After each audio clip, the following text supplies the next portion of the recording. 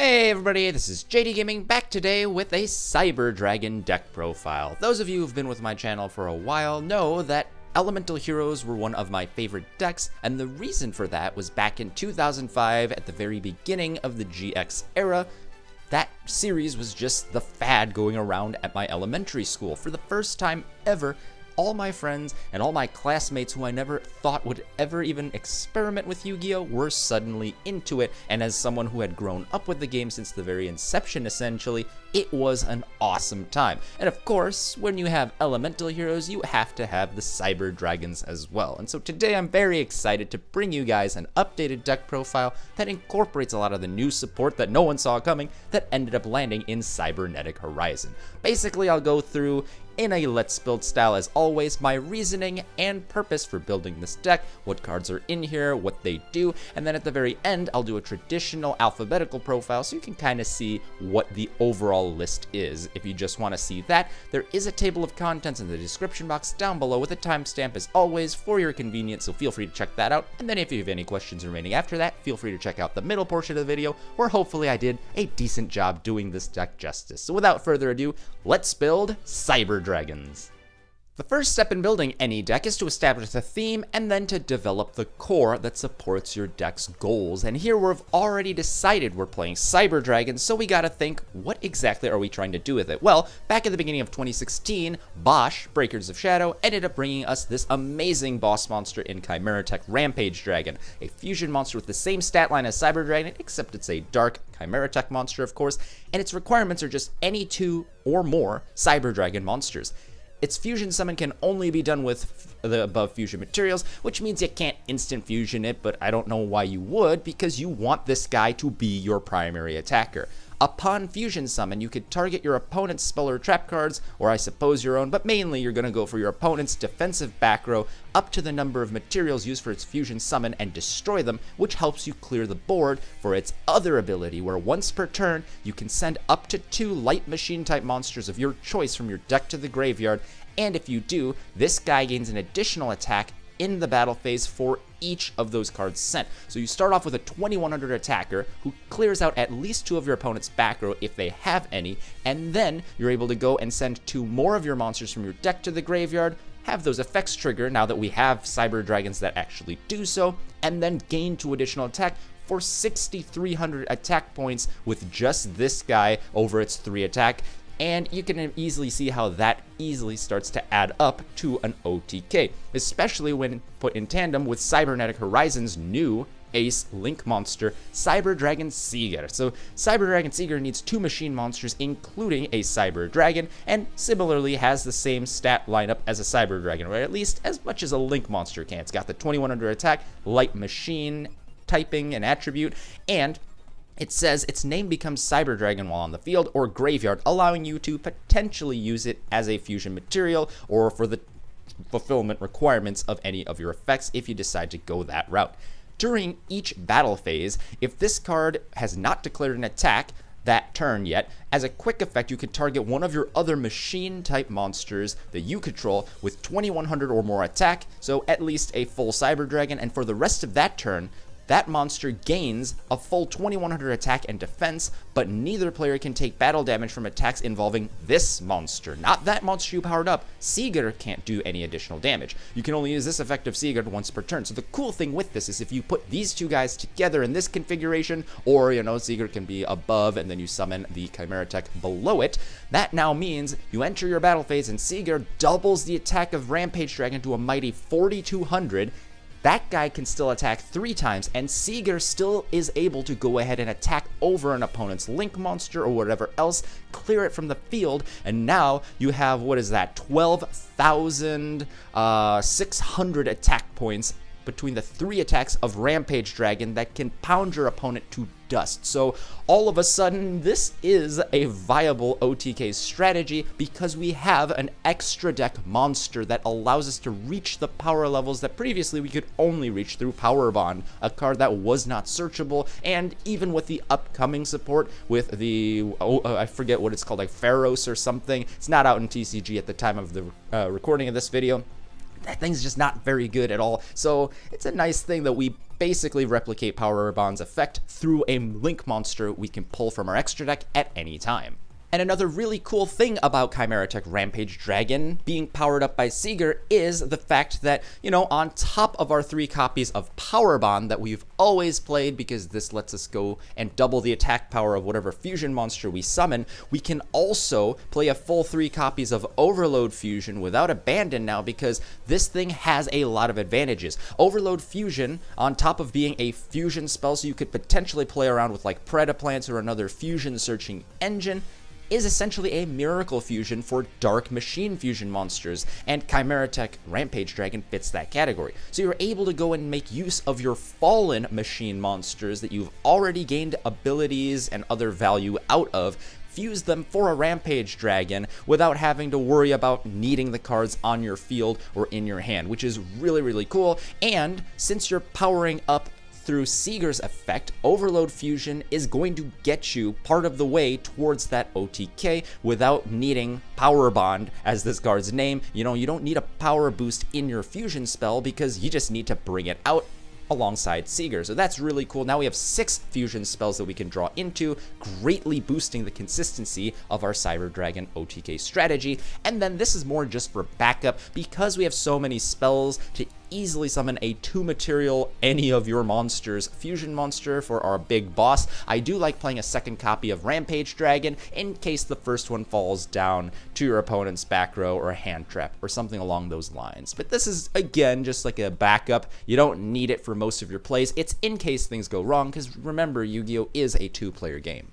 Now that we've talked a lot about what we're doing to win, we'll actually develop the main deck section of the core, starting off, very fittingly, with 3 copies of Cyber Dragon Core. This is a level 2 monster with 400 attack, 1500 defense, which is very bizarre for a Cyber Dragon monster, to be honest, and this guy's kind of old at this point. He came out originally in the Cyber structure deck. I forget what the name of it was, some sort of Cyber Revolution or something, but essentially, when this card is normal summoned, only normal summoned, but it's pretty good despite that, you get to add a Cyber Spell or Trap from your deck to your hand. If your opponent controls a monster and you control none, you can banish this card from your graveyard to essentially tutor a Cyber Dragon from your deck to your field as if you were summoning it from your hand. So kind of replicates the classic Cyber Dragon's effect with that, but it fetches it from your deck. You can only use 1 of Cyber Dragon Core's effects per turn, and only once that turn. And additionally, this guy is treated as Cyber Dragon while on the field or graveyard. Fun little bonus thing, the reason all these Cyber Dragons only become Cyber Dragon on the field or graveyard is because if they were always treated as Cyber Dragon, like the Harpy Lady 1, 2, and 3, then for deck building rules in Yu-Gi-Oh! You would have to only use a total of 3 of them, which would be a huge pain in the butt, because anyone who remembers back in the day when Cyber Dragon original was limited and it was impossible to summon Cyber End Dragon, that same sort of problematic scenario would have happened with these cards if they were ruled to work from your hand instead. And since they work in the graveyard and on the field for their abilities, it's not that much of a loss. The biggest thing historically holding Core back was the fact that there weren't many good Cyber Spell and Trap cards. By default, the Trap cards are way too slow in Cyber Dragons, even way back when they came out with the structure deck and such, because you have to realize you're playing a go second deck, because Cyber Dragon inherently rewards you for having your opponent control a monster while you've just started fresh with nothing, and on top of that, a Trap card forces you to wait another turn, so now your opponent has gotten 2 turns before you can activate your Trap card. That's just not very good. And what we were limited to from that structure deck was just copies of Cyber Repair Plant. A powerful card, yes, but not the end-all be-all for Cyber Dragon. So this thing is basically your first searcher. If Cyber Dragon is in your graveyards, you can already see that conditional nature of the card. You can activate one of these effects. If you happen to have 3 or more Cyber Dragon in your graveyard at the time of activation, you can activate both of these effects and resolve them in sequence, and you can only activate 1 Repair Plant per turn, which also means it's kind of terrible to draw multiples of these unless you have some way to clear them out. But this was a maxed out 3 of for the longest time ever since its inception, because it lets you add a light machine monster from your deck to your hand, which is literally any Cyber Dragon on-theme monster. And then its additional ability is to take a light machine from your graveyard and shuffle it into your deck, but realistically, that's more of a longevity type of thing in the rare instance that you haven't killed your opponent in a single turn, so it doesn't come up all that often. So we're really using this thing as just a reinforcement of the army at 3 for Cyber Dragon. But the cool thing is, very recently in Battles of Legend Relentless Revenge, we got 3 copies of the manga card Cyber Emergency, which is essentially 3 more copies of Rhoda for the theme, but it's even better, it's more flexible. Add 1 light machine monster that cannot be normal summoned or set, so some of the cards like 𝗪𝗔𝗔𝗔𝗔, as we'll talk about later in this profile, or 1 Cyber Dragon monster, so it specifically lets you grab any of your Cyber Dragon monsters from your deck to your hand. If the activation of this card happens to be negated by your opponent's card effect and sent to your graveyard, think Ash Blossom and Joyous Spring, you can discard a card to add this card to your hand. You can only activate 1 Cyber Emergency per turn, but look carefully at that wording. If this card's activation was negated, it was never activated, and then you can recover it and actually get your resolving activation through the second time, basically allowing you to play through annoying hand traps and other things that would normally hinder the consistency of a going second deck like this. So this card is absolutely amazing, even if you consider tweaking Repair Plant down to 2 copies because of that once per turn clause. You really should be playing the 3 copies of Cyber Emergency, because chances are you're going to want to draw this thing and potentially the Cyber Repair Plant just to get your cards flowing and to get to the Cyber Dragon pieces you need. And you know, even if you have the once per turn abilities on each of these, the lack of setup requirement on Emergency is quite nice. And then the last Cyber Speller Trap I like playing is 3 copies of Revsystem. The first time I saw this, I assumed it was a once per turn effect, and I thought, just play one of these things, call it a day. But the crazy thing is, it's not once per turn. It lets you special summon a Cyber Dragon from your hand or graveyard, and that monster cannot be destroyed by card effects. Since you're most likely using that monster as material for some other play, unless you happen to revive Cyber Dragon Seiger, you're probably not caring too much about the invincibility effect. But the coolest thing about this is not only is it an on-theme searchable monster reborn, but it lets you go and kick your Cyber Dragons out of your hand. So in a format where you're not always guaranteed to go second just because you're like, I'll be the guy who goes second all the time. You know, we have decks like Invoked, the bunch of strategies that don't necessarily want to go first. They want to capitalize by going second. Cyber Revsystem actually lets you take advantage of those scenarios where you're forced to go first and put up a big Xyz monster like your Cyber Dragon Infinity instead to counterplay your opponent. So this card is absolutely crazy, definitely a 3 of in the strategy to ensure you get your power plays up and running. And then we gotta talk, of course, about Cyber Dragon itself. This guy is mainly in here because he's the easiest, just Cyber Dragon monster accessible by all your cards. And on top of that, the fact that he is Cyber Dragon in your deck is crucial for the effects of some of your other searchers, just so that you're able to get their effects off, including Cyber Dragon 𝗪𝗓𝗓𝗓. So this is German for heart, and essentially this guy is a level 1 monster, 100 attack and defense, so he's very puny on paper, but you read his effect and it's a very solid 1 of. This card's name becomes Cyber Dragon while on the field or grave, and you can only use one of the following effects of 𝗪𝗓𝗓𝗧 per turn, and only once that turn. And that's why I play it as a 1 of, because it has that hard restriction, but you can grift a lot of advantage by consistently searching this guy and then using him for its abilities. The first effect, which I don't use all that much, is if it happens to be special summoned, you can make this card's level 5 during the turn, but can't special summon machines, or rather can't special summon anything but machines for the rest of the turn. So that's still fairly solid. You're able to Revsystem this guy out, turn him into a 5, and then that will let you go for your Xyz summons. So go for your Cyber Dragon Nova into infinity, and now you can lock out your opponent of a card with your very overwhelming boss monster if you happen to be going first. The main reason I like this guy is its second effect. If it's sent to the graveyard for any reason and from anywhere, so you can think discarding cost, used as material, sent to the graveyard by Chimeratech Rampage Dragon, you can add 1 other Cyber Dragon from your deck or graveyard to your hand. So from the graveyard, it could be any Cyber Dragon mimic monster, but from the deck, it can only be Cyber Dragon, and that's why I like playing the 𝗪𝗓𝗓𝗓𝗧, because as cool as it is to reverse toolbox some of your guys, sometimes you just want the actual Cyber Dragon monster as a free plus from your deck to your card pool that you can access as resources. So I like the 1 Hz because it lets you get all of that up and running. And then this one is more optional, but I think it's fairly okay as well. A single copy of Vier, which is Cyber Dragon 4 Vier. Basically, this guy also mimics Cyber Dragon on the field or graveyard, and if it's normal or special summoned, or excuse me, if a Cyber Dragon monster is normal or special summoned, except during the damage step, you could special summon this guy from your hand in defense position, and you can only use that special summon effect of Vier once per turn. Each Cyber Dragon you control also gains 500 attack and defense while it's on the field, which is kind of interesting because then that turns it into a mirrored image of Cyber Dragon where its 1100 attack goes up to 1600 attack, and then its 1600 defense becomes a 2100 defense. Main reason for the 1 copy of Vier is you can easily search this card to your hand, and then if you summon out any Cyber Dragon monster in any of its easy ways, classics ability, Revsystem, whatever, you're able to go and drop Vier onto the field. That's 2 monsters, including 1 Cyber Dragon, probably both machines in this deck, and that lets you go for your Seiger with very minimal effort. And it ends up being a Cyber Dragon in your graveyard for using as overload fusion or whatever else you would like. So overall, I do like the 1 copy of that. Now time for some tech cards that will allow us to take advantage of our deck's inherent abilities and basically improve our consistency. So starting off, 3 copies of Machine Duplication. This card is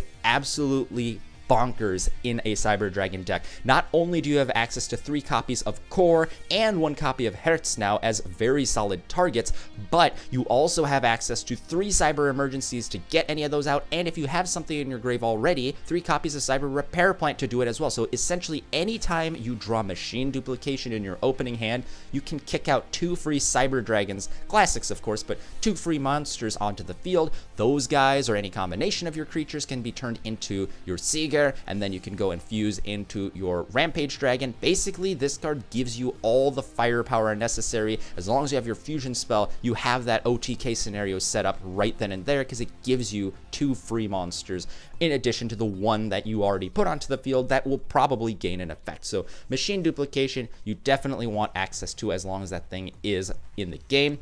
And then 3 copies of Galaxy Soldier. This works in a similar vein. When you bring out multiple Cyber Dragons, it also gives you the huge advantage in that you can overlay for a rank 5 play, and Galaxy Soldier lets you pitch cards from your hand, light monsters specifically, in order to special summon themselves in defense position and then recruit another Galaxy Soldier.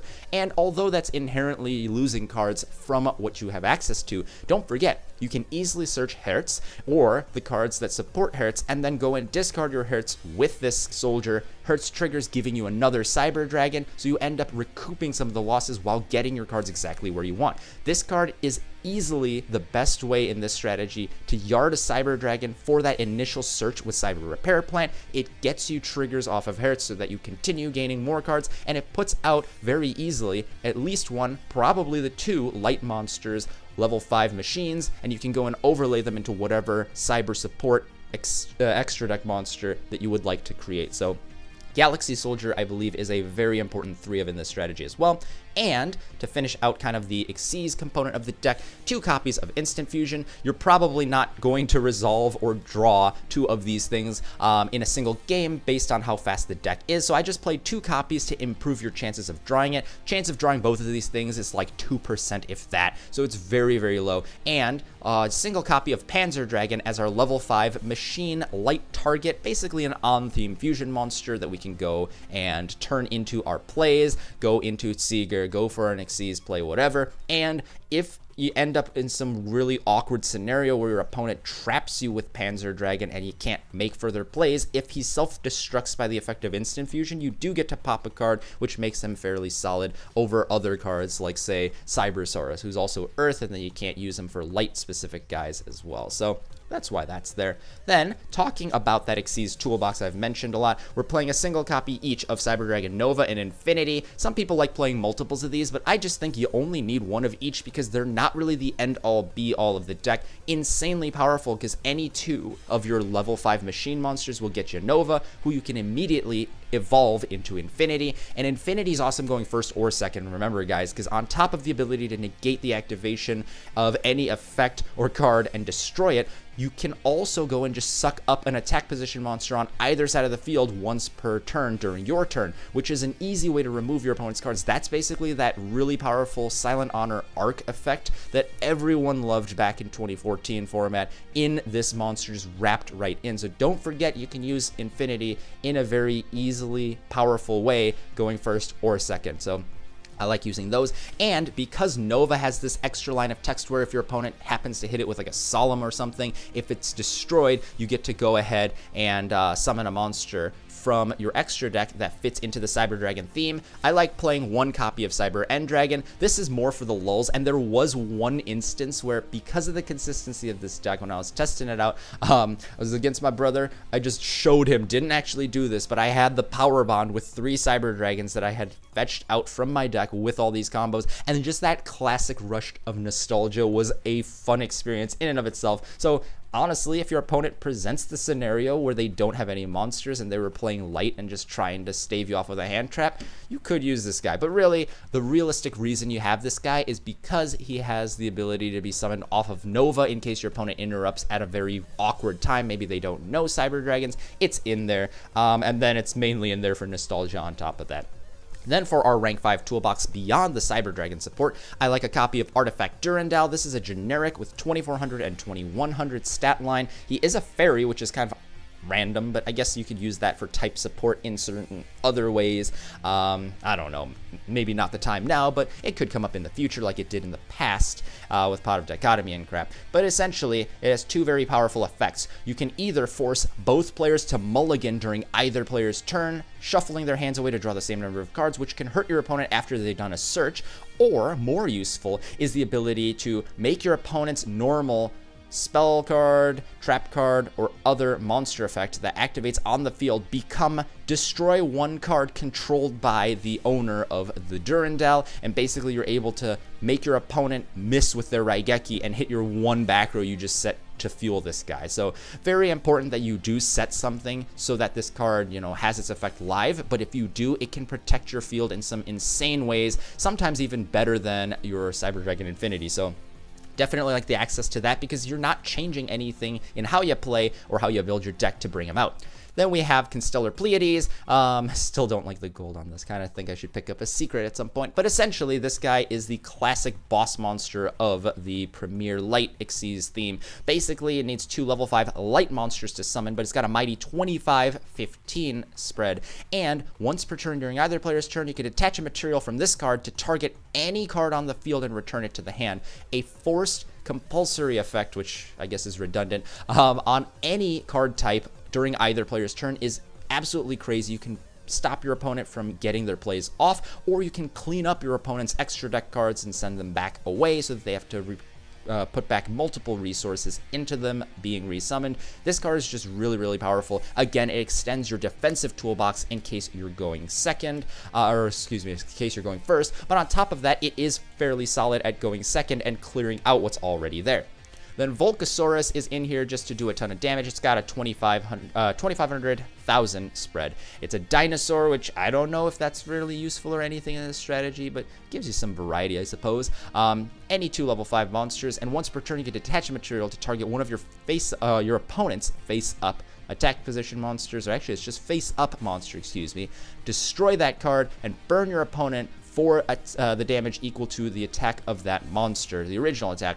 This card can't attack directly during that turn, but you can, like Seiger, you know, kill another monster with it, and don't forget you're still able to go ahead and overlay this guy for a copy of Gaia Dragon, the Thunder Charger as well, who basically is a 2600 attacker. You can summon him using any level rank 5 or rank 6 Xyz monster you control as material, transferring them to this guy, and then he just does piercing damage. So basically, this guy can attack directly with 100 extra attack on top of a Volcasaurus burn. That's just a classic rank 5 play to deal extra damage. And then my last extra deck card for right now, we'll get to some more in a bit, is 𝗬𝗏, Keeper of Genesis, to round out the rank 5 toolbox section. This is a 2600 attack behemoth, still generic, and its effects can only be applied or resolved while it has its materials, and it does bleed a material at the end phase of each of your turns. So it's kind of like, I think of a Starman in Mario.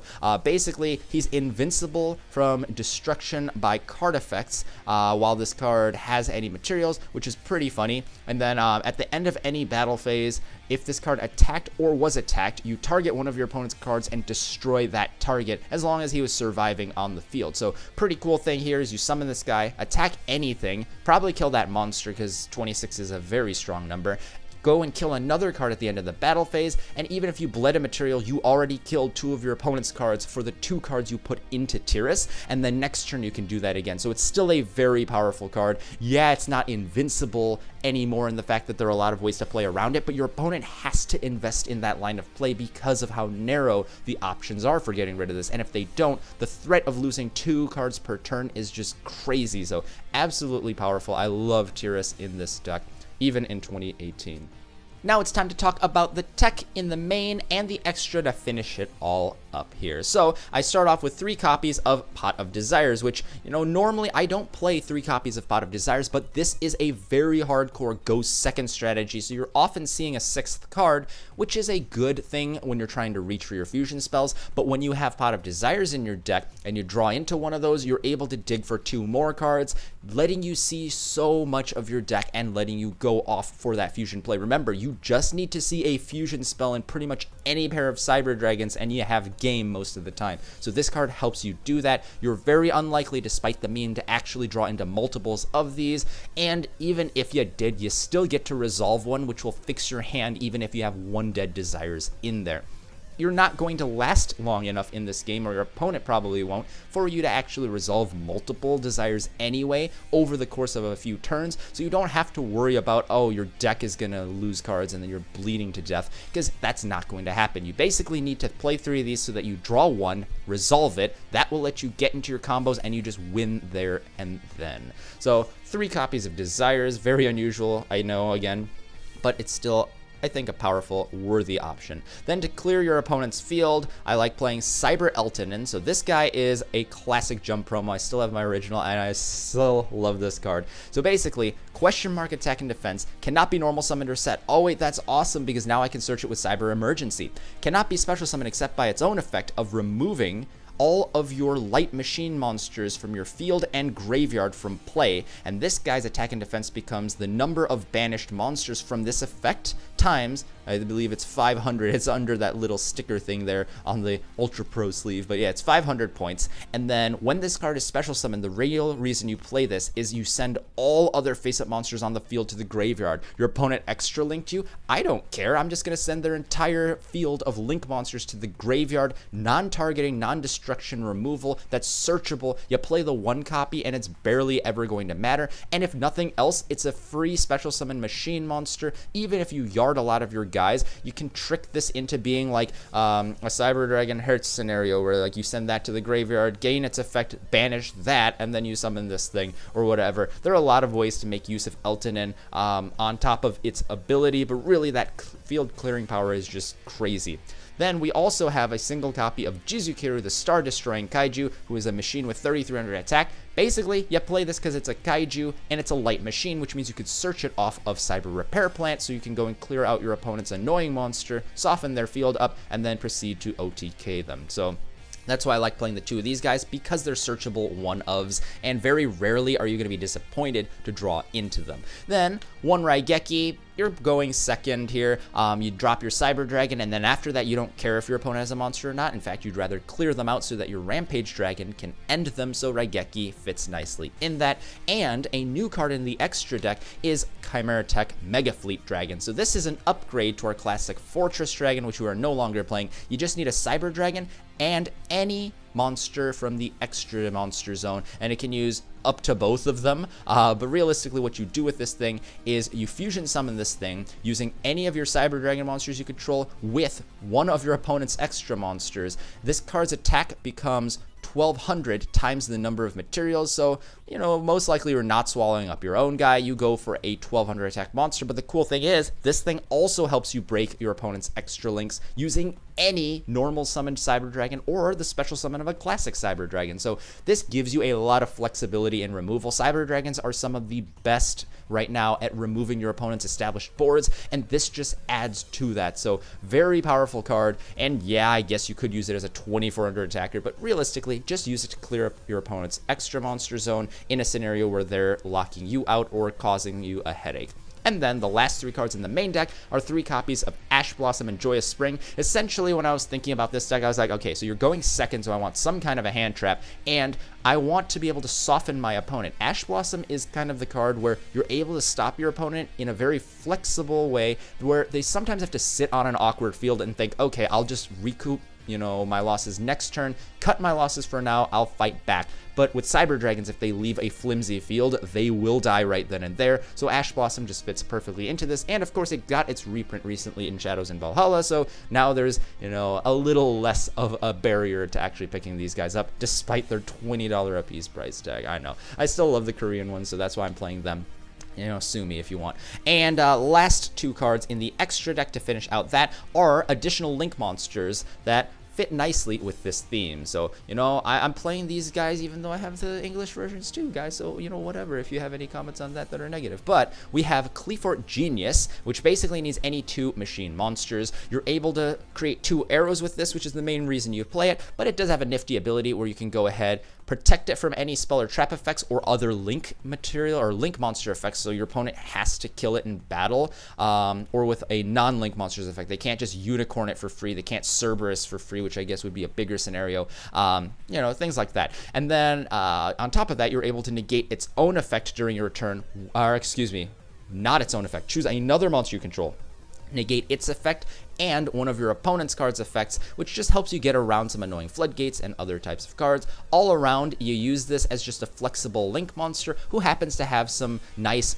play around abilities to help you get your OTK off through your opponent's annoying defensive cards. And then Summon Sorceress, you know, I said I was going to have to use the secret rare, and here I am ditching my ultra rare for this thing. But essentially, Summon Sorceress is very easy to summon here because you need any 2 monsters of the same type except tokens, or excuse me, at least 2 monsters. You have to add up to a link 3, you know, so technicality, but essentially very easy to do in Cyber Dragons. And when you do, this thing can summon another Cyber Dragon from your deck of your choice and trigger any abilities it may have, or, you know, you may have Cyber Dragon Hertz you summon from your deck. Even if your monsters don't get effects on the field, who cares? They're all Cyber Dragons in the grave, and Hertz hitting the graveyard after being used as material will trigger and add another Cyber Dragon, helping you recoup the losses from this guy. It itself is 2400, which puts you very nicely a step closer towards killing your opponent in a single turn, and it just gathers you more resources while opening up zones so that you can go for your Chimeratech Rampage Dragon, or maybe with this thing, dragons, because you could just overload fusion the materials that you used for this guy that are in the graveyard to go for your new big fusion monster. So that's going to round out the entire deck. If you watched the video in its entirety, thanks. Hopefully you guys enjoyed seeing the creation of this Cyber Dragon deck as much as I did putting it together. So we'll start off with the main deck here, very streamlined. We have triple Ash Blossom and Joyous Spring and triple OG Cyber Dragon, followed by triple Core, and then one ofs Hertz and Vier. Then we have Eltonin, triple Galaxy Soldier, and Jizukiru for 16 monsters, mainly triplicates. And then same case with spells, we have 24 of these guys, triple Cyber Emergency, Repair Plant, and Revsystem. Then we got double Instant Fusion, triple Machine Dupe, triple Overload Fusion, triple Pot of Desires, and Power Bond, and then we have a single Raigeki to round this out to a clean-cut 40-card main to consistently OTK our opponents. And then for our extra deck, we have one each of the Link monsters, Cyber Dragon Seiger, Cleafort Genius, and Summon Sorceress. And then for our rank 5 toolbox, we have Artifact Durandal, Constellar Pleiades, number 61 Volcasaurus, Tiras Keeper of Genesis, and the free upgrade to Gaia Dragon, the Thunder Charger. Then we have Cyber Dragon Nova and Infinity at 1 in this strategy, and then for fusions, Chimeratech Mega Fleet Dragon, double Chimeratech Rampage Dragon, a single Cyber End in case your opponent does something dumb to Nova, and then we have Panzer Dragon for our instant fusion plays as well. That's the end of this video, but there's plenty more where it came from. I invite you to explore the playlists on screen to see what else I have to offer. And if you really liked what you saw today, consider subscribing to JD Gaming for more Yu-Gi-Oh videos. Thanks guys, this is JD Gaming, hope you guys enjoyed as always, and I'll see you guys next time.